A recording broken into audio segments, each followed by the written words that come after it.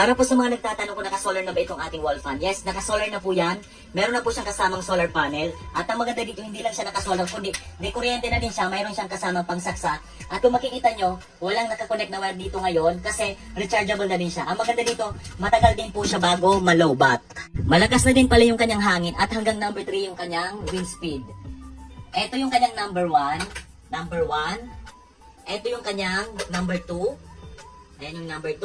At ito naman yung kanyang number 3. At ang maganda dito, naiikot na siya at pwede din siyang steady. Kung steady mo siya, ganyanin mo lang siya sa dulo.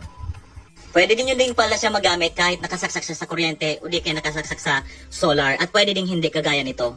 Napakamura lang nito, for as low as 900 plus lang, pwede na kayo makabili nito. Ito, ang size nga pala nito ay 14 inches. May mas maliit tayo dito at meron din mas malaking size.